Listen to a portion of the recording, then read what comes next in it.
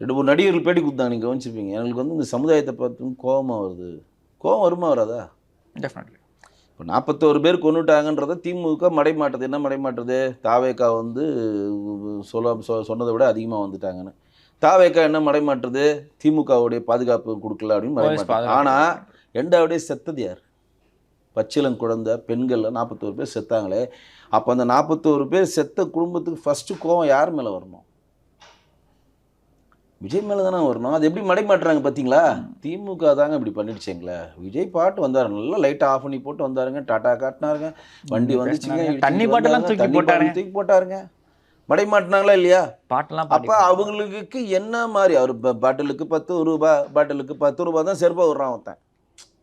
அப்போ என்ன மாதிரி சமுதாயத்தில் நம்ம வாழ்கிறோம், எந்த மாதிரி அறிவார்ந்த சமுதாயத்தில் நம்ம வசிக்கிறோன்ற ஒரு கேள்வி எழுதா இல்லையா? ஒரே பெண்மணி நான் பாராட்டுறேன். என் புருஷன் செத்து கிடக்குறாங்க, எனக்கு என்ன உதவி செய்கிறேன், என் வீட்டுக்கு வா, என் புருஷனுக்கு மாலை போடு, எனக்கு துக்கம் விசாரி. தமிழர் மரபியே மீறின செயல். இன்றைக்கி பிடிக்குதோ பிடிக்கல, எதிரால் ஒருத்தர் செத்துட்டானா இப்போ வீட்டுக்கு போய் துக்கம் விசாரிப்போம். தமிழருடைய மரபு. அதையே மீறிட்டீங்க. அது மீறினது கூட விடுங்க. இல்லை, கனிமொழி அவர்கள் வந்து பார்த்தீங்கன்னா அம்மையார் ஜெயலலிதாவோட மரணத்தின் போது ஒரு விஷயம் சொல்லியிருந்தாங்க. அது வந்து ரொம்ப பரவலாக பேசப்பட்டுச்சு. அவங்க ஆளக்கூடாதுன்னு தான் நினச்சோம், வாழக்கூடாது. அருமையான வேர்டு அது. ஆளக்கூடாது தான் நினச்சோம், வாழக்கூடாதுன்னு யாருமே நினைக்கல. இன்றைக்கு எங்கள் நாயனார் அருமையான ஒரு வேர்டு சொல்லியிருக்காரு. நீங்கள் பேப்பரில் வந்து பாருங்கள்.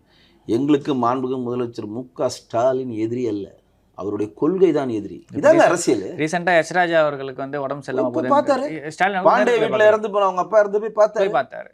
அரசியல் நாகரிகம் நான் ஒத்துக்கிறேன். திமுக அரசியல் நாகரிகம் நிறைய இருக்கு, அதெல்லாம் இல்லைன்னு சொல்ல மாட்டேன்.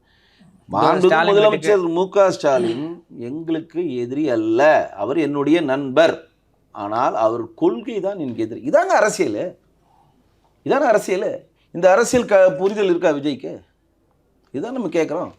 சிஎம் ஸ்டார் ஒன்று நான் வீட்டில் இருப்பேன், இல்லை ஆஃபீஸில் இருப்பேன், அதெல்லாம் சினிமா டைலாக், அதெல்லாம் காமெடியாக இருக்குங்க. அதெல்லாம் பார்க்குறப்ப எதுவாக இருந்தாலும் என்ன நீங்கள் பார்த்துக்கோங்க, எங்கள் தொண்டர்களை விடாதீங்கன்னா, இதெல்லாம் என்ன காமெடி ஏங்க?